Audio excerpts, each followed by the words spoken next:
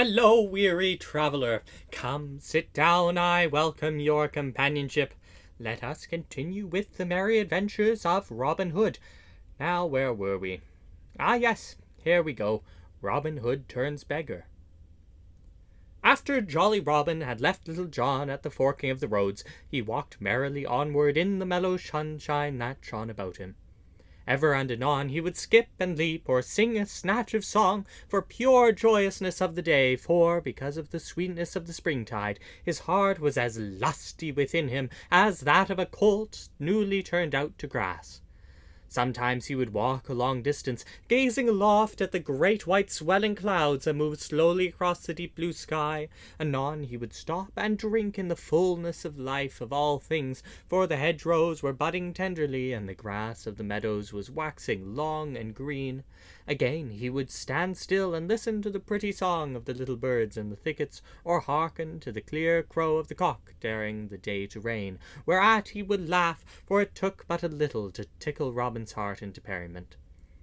So he trudged manfully along, ever willing to stop for this reason or for that, and ever ready to chat with such merry lasses as he met now and then. So the morning slipped along, and yet he met no beggar with whom he could change clothes. Quoth he, "If I do not change my luck in haste, I am like to have an empty day of it, for it is well nigh half gone already. Although I have had a merry walk through the countryside, I know naught of a beggar's life." Then, after a while, he began to grow hungry, whereupon his mind turned from thoughts of springtime and flowers and birds, and dwelt upon boiled capons, malmsey, white bread, and the like, with great tenderness. Quoth he to himself, "I would I had Willie Winkin's wishing coat. I know right well that I should wish for, and this it should be." He marked upon the 3 fingers of his left hand, with the forefinger of his right, those things which he wished for.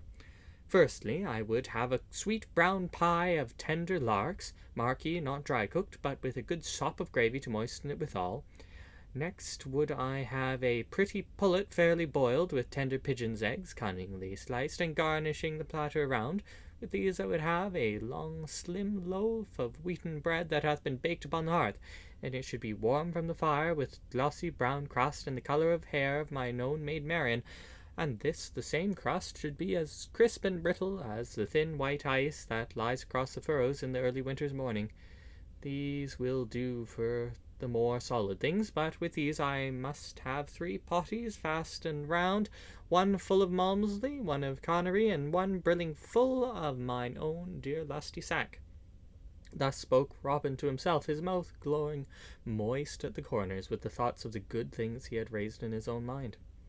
So, talking to himself, he came to where the dusty road turned sharply around the hedge, all tender with the green of the coming leaf, and there he saw before him a stout fellow sitting upon a stile, swinging his legs in idleness.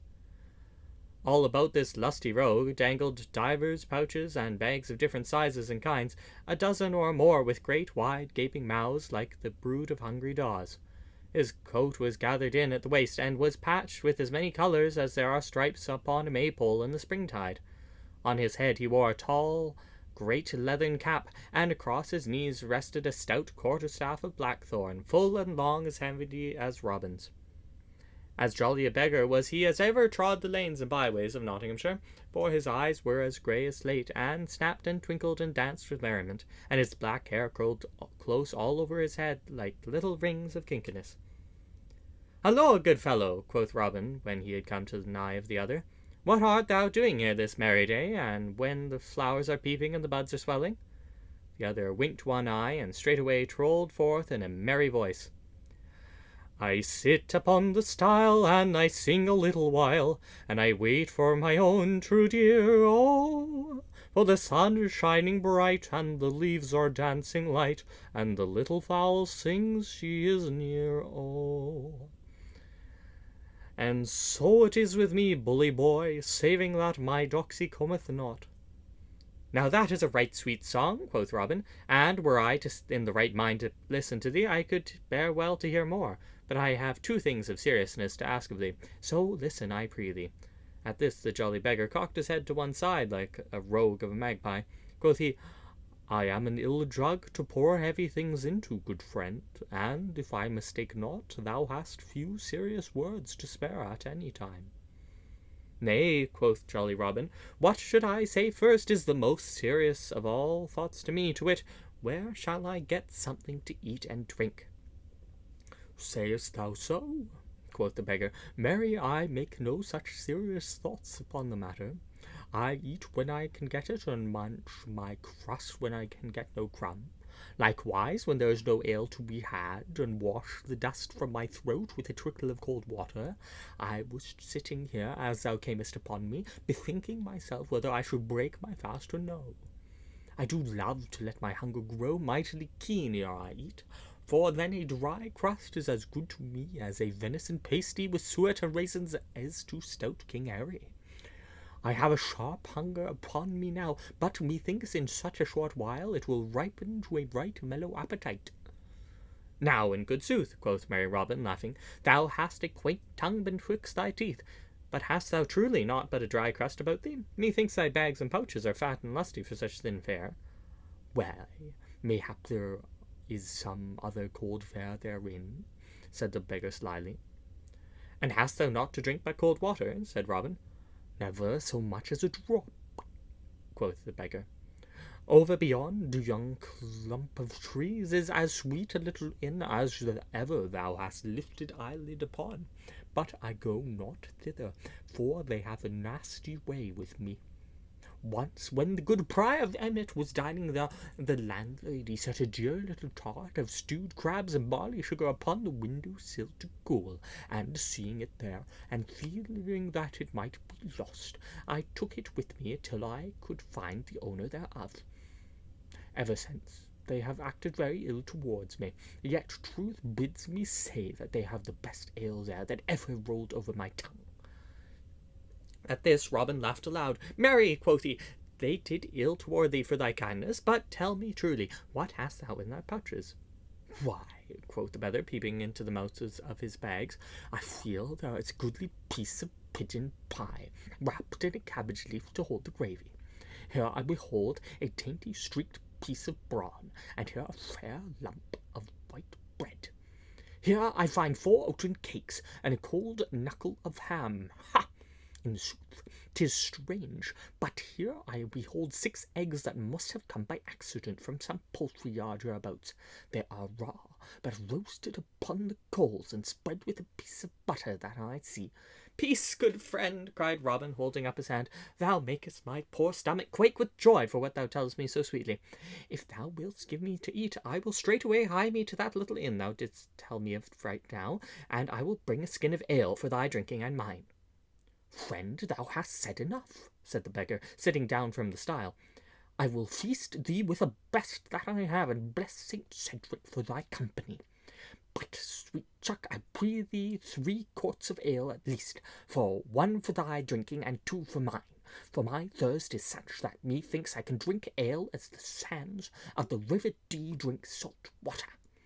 So Robin straightway left the beggar, who, upon his part, went to a budding lime bush back of the hedge, and there spread his feast upon the grass, and roasted his eggs upon a little faggot fire, with a deftness gained by long labour in that line. After a little while came Robin, bearing a goodly skin of ale upon his shoulder, upon which he laid on the grass. Then, looking upon the feast spread upon the ground, and a fair sight it was to look upon, he slowly rubbed his hand over his stomach, for to his hungry eyes it seemed the fairest sight that he had beheld in all his life. Friend, said the beggar, let me feel the weight of that skin. Yea, truly, quoth Robin, help thyself, sweet chuck, and in meantime let me see whether thy pigeon pie is fresh or no. So the one seized upon the ale, and the other upon the pigeon pie, and nothing was heard for a while but the munching of food and the gurgle of ale as it left the skin. At last, after a long time had passed thus, Robin pushed the food from him, and heaved a great sigh of deep content, for he felt as though he had been made all over anew. And now, good friend, quoth he, leaning upon one elbow, I would have at thee about that other matter of seriousness which I spoke of not long since. How? Said the beggar reproachfully. Thou wouldst surely not talk of things appertaining to serious affairs upon such ale as this. Nay, quoth Robin, laughing, I would not check thy thirst, sweet friend.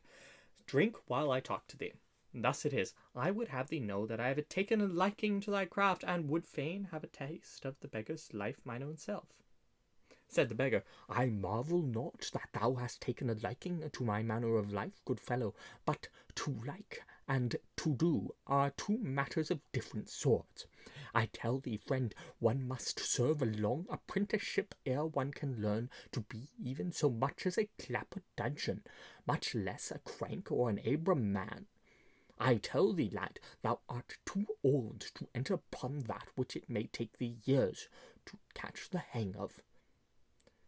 Mayhap that be so, quoth Robin, for I bring to mind that the gaffer Swanthold saith Jack shoemaker baketh ill bread, Tom baker maketh ill shoon. Nevertheless, I have a mind to taste a beggar's life, and I need but the clothing to be as good as any.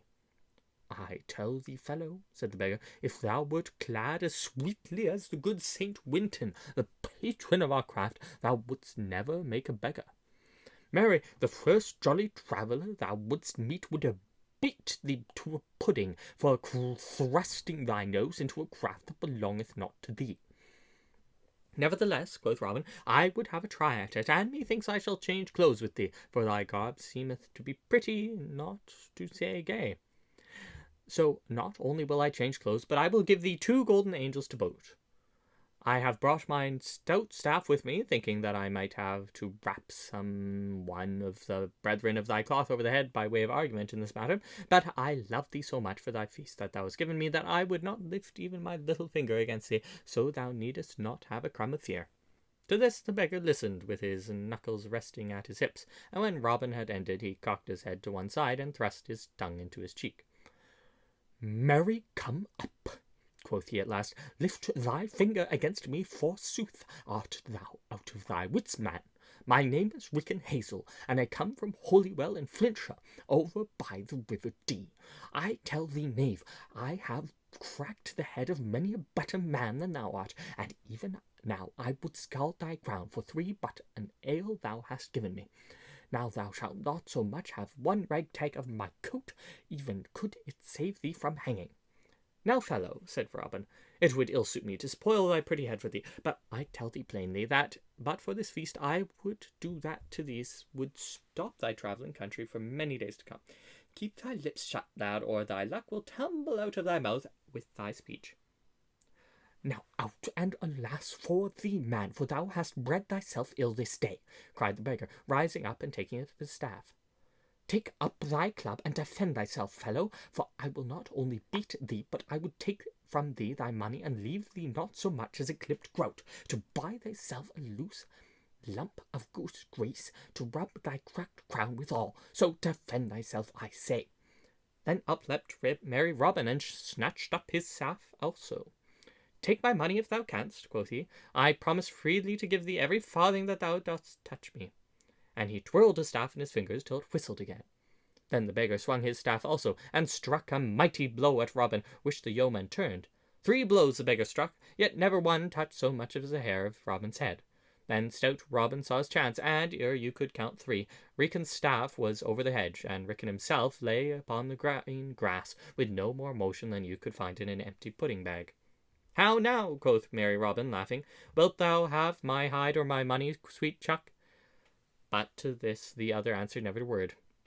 Then Robin, seeing his plight, and that he was stunned with the blow, ran still laughing, and brought the skin of ale, and poured some of it on the beggar's head, and laid some down his throat, so that presently he opened his eyes and looked around, as though wondering why he lay on his back.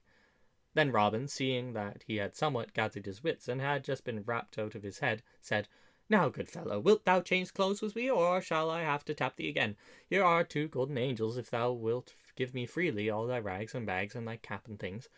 If thou givest them not freely, I much fear me I shall have to. And he looked up and down his staff. Then Rickon sat up and rubbed the bump on his crown. Now out upon it, quoth he. I did think to grub thee sweetly, fellow. I know not how it is, but I seem as it were to have brought more beer than I can drink. If I must give up my clothes, I must first promise thee thy word as a true yeoman that thou wilt take naught from me but my clothes. I promise on the good word of a true yeoman, quoth Robin, thinking that the fellow had a few pennies that he would save. Thereupon the beggar drew a little knife that hung at his side, and, ripping the lining of his coat, drew thence 10 bright golden pounds, which he laid upon the ground beside him, with a cunning wink at Robin. "Now thou mayst have my clothes and welcome," said he, "and thou mightest have had them in exchange for thine without the cost of a single farthing, far less 2 golden angels." "Marry," quoth Robin, laughing, "thou art a sly fellow, and I tell thee truly, had I known thou hadst so much money upon thee, maybe thou mightst not have carried it away, for I warrant thou didst not come honestly by it." Then each stripped off his clothes and put on those of the other, and as lusty a beggar was Robin Hood as e'er you could find on a summer's day.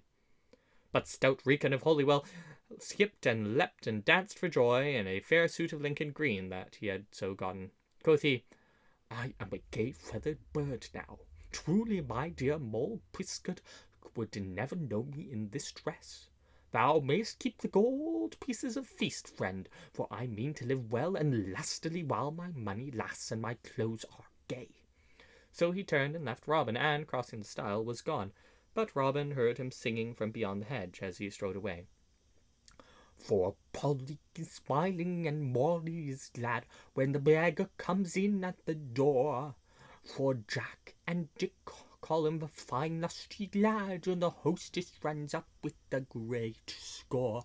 Then hey, Willie Waddykin, stay, Willie Waddykin, and let the brown ale flow free, the beggar's a man for me." Robin listened till the song ended in the distance. Then he also crossed the stile into the road, but turned his toes away from where the beggar had gone.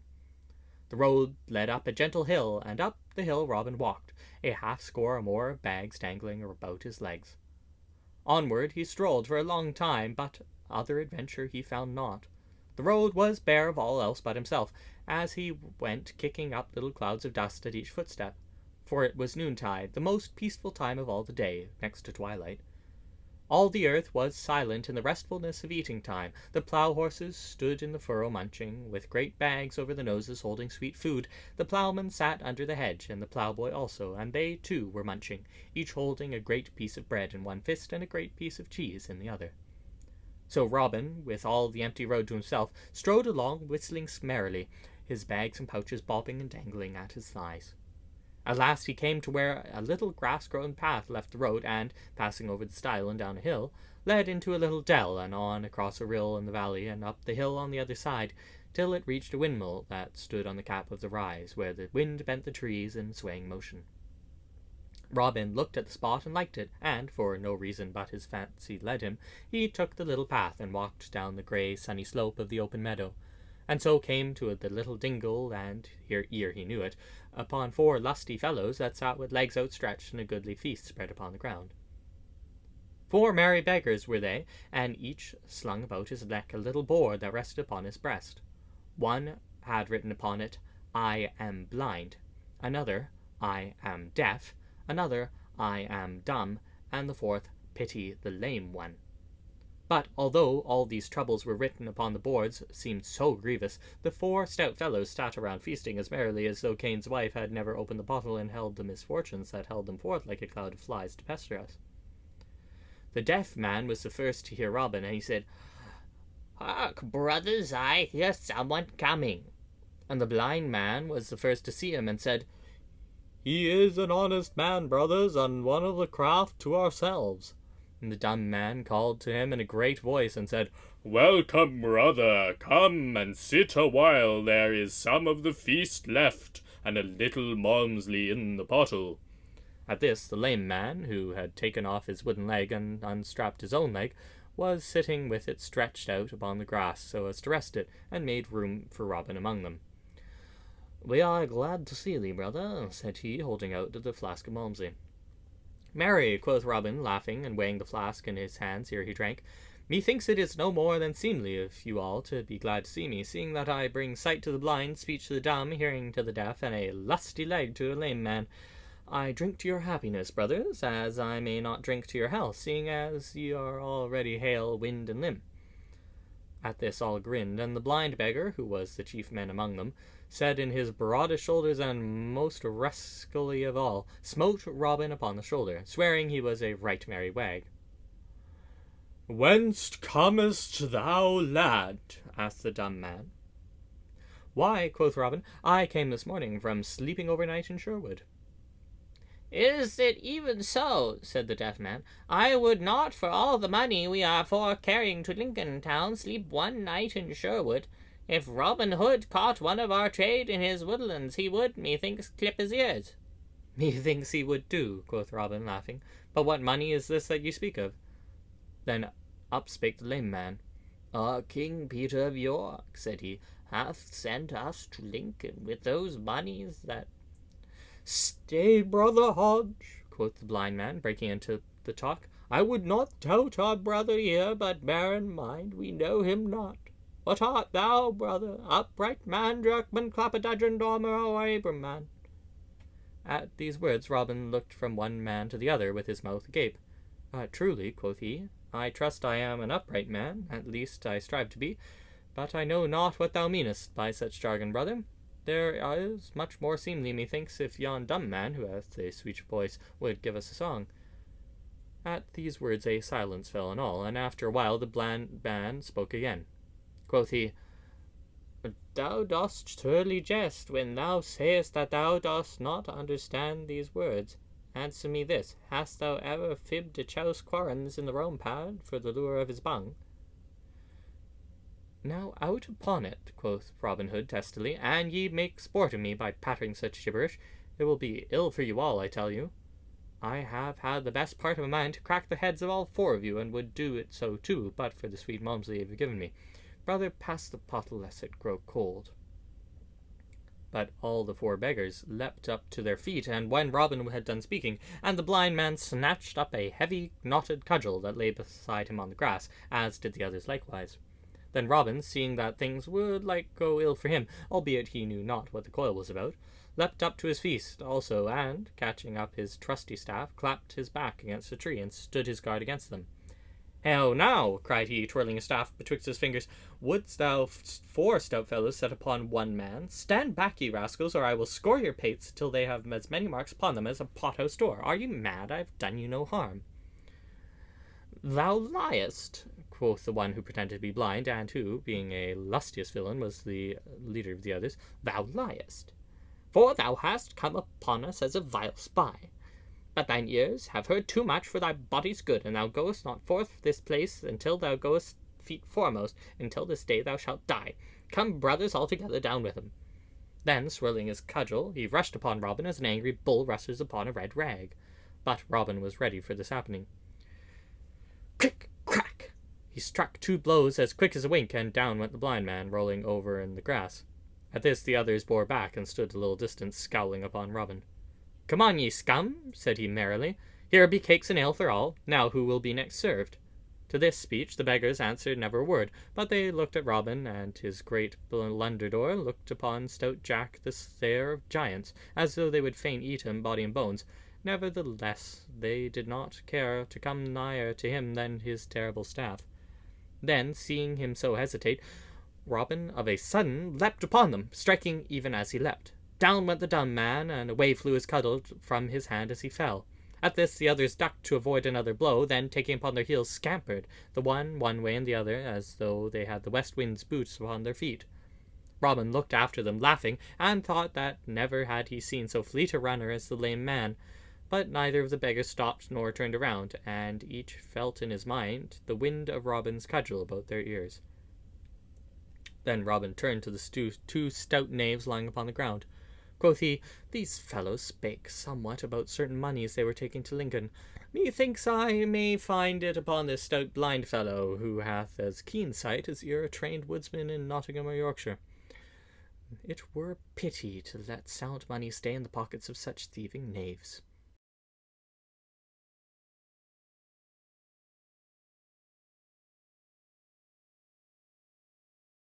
Patched and tattered coat. This he stripped away, and, weighing it in his hands, bethought himself that it was mighty heavy. It were a sweet thing, he said to himself, if this were filled with gold instead of copper pence. Then, sitting down upon the grass, he opened the pocket and looked into it. There he found 4 round rolls wrapped up in dress sheepskin. One of these rolls he opened, and his mouth gaped and his eyes stared, I wot, as though they would never close again. For what did he see but 50 pounds of bright golden money? He opened the other pockets and found in each one the same, 50 bright new-stamped golden pounds. Quoth Robin, I have oft heard the Beggars' Guild was over-rich, but never did I think that they sent such sums as this to their treasury.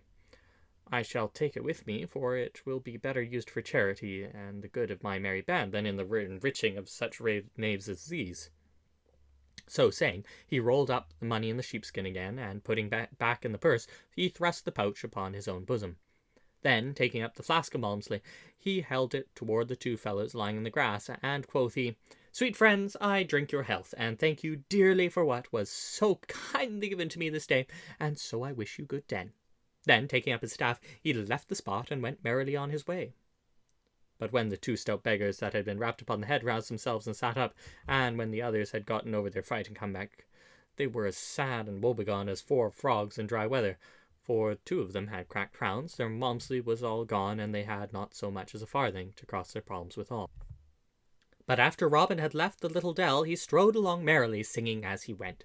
And so blithe was he, and such a stout beggar, and withal so fresh and clean, that every merry lass he met had a sweet word for him, and felt no fear, while the very dogs, that most times hate the sight of a beggar, snuffed at his legs in friendly wise, and wagged their tails pleasantly, for dogs know an honest man by his smell, and an honest man Robin was, in his own way. Thus he went along, till at last he had come to the wayside, cross nigh Allerton, and, being somewhat tired, he sat him down to rest upon a grassy bank in front of it. It groweth nigh time, quoth he to himself, that I were getting back to Sherwood, yet it would please me well to have one more merry adventure ere I go back again to my jolly band. So he looked upon the road and down the road to see who might come, until at last he saw someone drawing near, riding upon a horse. When the traveller came nigh enough for to see him well, Robin laughed for a strange enough figure he cut. He was a thin, wizened man, and, to look upon him, you could not tell whether he was 30 years old or 60, so dried up was he even to skin and bone. As for the nag, it was as thin as the rider, and both looked as though they had been baked in Mother Huddle's oven, where the folk are dried up so that they live forever. But although Robin laughed at this droll sight, he knew the wayfarer to be a certain rich corn engrosser of Warksop, who more than once had bought all the grain in the countryside and held it till it reached even famine prices, thus making much money from the needs of poor people, and for this he was hated far and near by everyone that knew aught of him. So, after a while, the corn engrosser came riding up to where Robin sat, whereupon merry Robin stepped straightway forth, in all his rags and tatters, his bags and pouches dangling about him, and laid his hand upon the horse's bridle rein, calling upon the other to stop. Who art thou, fellow, that doth dare to stop me thus upon the king's highway? Said the lean man, in a dry, sour voice. Pity a poor beggar, quoth Robin. Give me but a farthing to buy me a piece of bread. Now out upon thee, snarled the other, such sturdy rogues as thou art, better safe in the prisons or dancing upon nothing with a hempen collar about the neck, than strolling the highway so freely. Tut, quoth Robin, how thou talkest! Thou and I are brothers, man. Do we not both take from the poor people that which they can ill spare? Do we not make our livings by doing naught of any good? Do we not both live without touching palm to honest work? Have we either of us ever rubbed thumbs over honestly gained farthings? Go to, we are brothers, I say, only thou art rich and I am poor, wherefore I pray thee once more give me a penny. Dost thou prate so to me, sirrah? Cried the corn engrosser in a rage. Now I will have thee soundly whipped if ever I catch thee in any town where the law can lay hold of thee. As for giving thee a penny, I swear to thee that I have not so much as a single groat in my purse. Were Robin Hood himself to take me, he might search me from crown to heel without finding the smallest piece of money upon me. I trust I am too sly to travel so nigh to Sherwood with money in my pouch, and that thief at large in the woods. Then merry Robin looked up and down, as if to see that no one was nigh, and then, coming close to the corn engrosser, he stood on tiptoe and spake in his ear. Thinkest thou in sooth that I am a beggar, as I seem to be? Look upon me, there is not a grain of dirt upon my hands, or my face, or my body. Didst thou ever see a beggar so?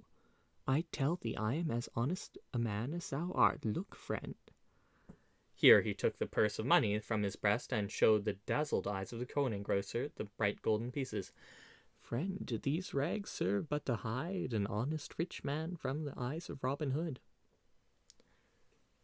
Put up thy money, lad, cried the other quickly. Art thou a fool to trust a beggar's rags to shield thee from Robin Hood? If he caught thee, he would strip thee to the skin, for he hates a lusty beggar as he doth a fat priest or those of my kind. Is it indeed so? Quoth Robin. Had I known this, mayhap I had not come hereabouts in this garb. But I must go forward now, as much depends upon my journeying. Where goest thou, friend?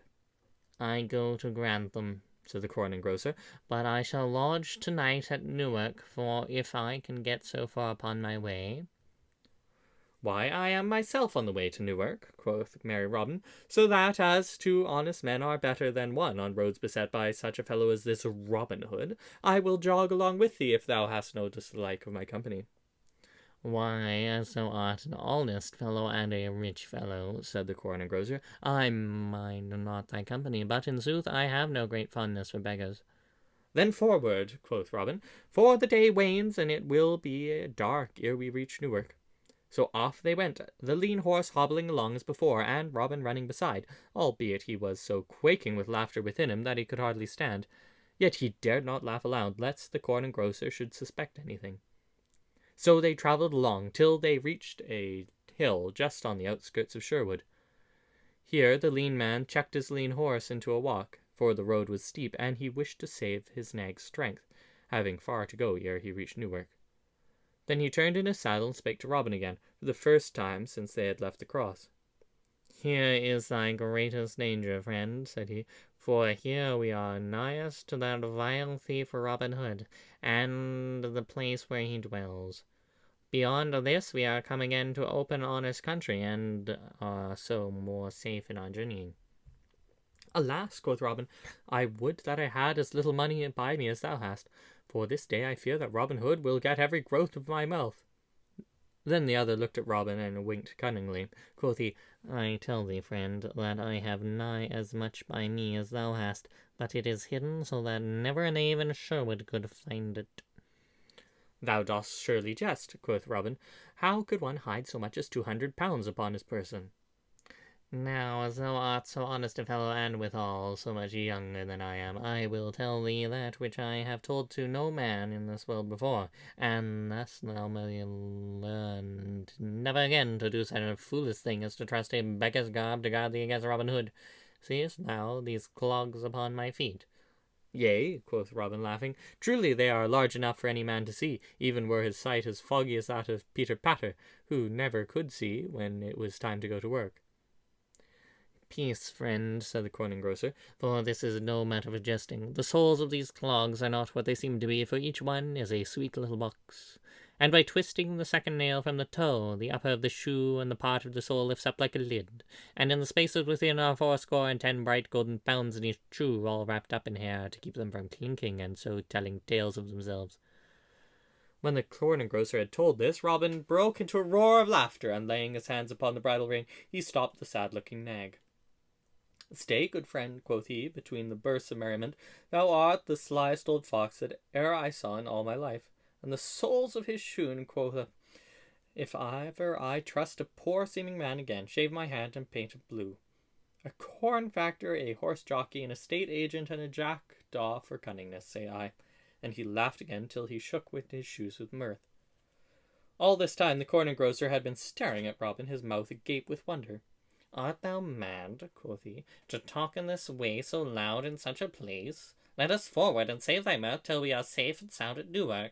Nay, quoth Robin, with tears of merriment wet on his cheeks, on second thoughts I go no further than here, for I have good friends hereabouts. Thou mayst go forward if thou dost list, thou sweet pretty fellow, but thou must go forward barefoot, for I am afraid that thy shoon must be left behind. Off with them, friend, for I tell thee I have taken a great fancy to them. At these words the corn factor grew pale as a linen napkin. Who art thou that talkest so? Said he. Then merry Robin laughed again, and quoth he, Men hereabouts call me Robin Hood. So, sweet friend, thou hast best do my bidding, and give me thy shoes, Wherefore hasten, I pray thee, or else thou wilt not get to Fair Newark town till after dark. At the sound of the name Robin Hood, the corn factor quaked with fear, so that he had to seize his horse by the mane to save himself from falling off its back. Then straightway, without more words, he stripped off his clogs and let them fall upon the road. Robin, still holding the bridle rein, stooped and picked them up. Then he said, Sweet friend, I am used to ask those that I have dealings with to come and feast at Sherwood with me. I will not ask thee because of our pleasant journey together, for I tell thee there must be those in Sherwood who would not be so gentle with thee than I have been. The name corn engrosser leaves a nasty taste upon the tongue of all honest men. Take a fool's advice of me, and come no more so nigh to Sherwood, or mayhap some day thou mayst of a sudden find a cloth-eared shot betwixt thy ribs. So with this I give thee good den. Hereupon he clapped his hand to the horse's flank and went off, nag and rider. But the man's face was all bedewed with sweat of fright, and never again, I wot, was he found so close to Sherwood Forest as he had been this day. Robin stood and looked after him, and, when he was fairly gone, turned, laughing, and entered the forest, carrying the shoes in his hand. That night in sweet Sherwood the red fires glowed brightly in the wavering life of tree and bush, and all around sat or lay the stout fellows of the band to hear Robin Hood and Little John tell of their adventures. All listened closely, and again the words rang with stout laughter. When all was told, Friar Tuck spoke up. Good master, said he, thou hast had a pretty time, but still I hold to my saying that the life of the barefoot friar is the merrier of the two. Nay, quoth Will Stutely, I hold with our master that he hath the pleasanter of the doings of the two, for he hath had 2 stout bouts of quarterstaff this day. So some of the band held with Robin Hood, and some with Little John. As for me, I think... But I leave it with you to say for yourselves which you hold with.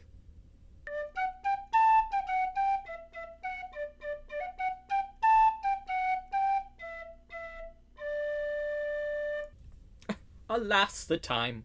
I must away. But fear not, my dear friend, we shall return. I look forward to when we meet again to continue on our tale.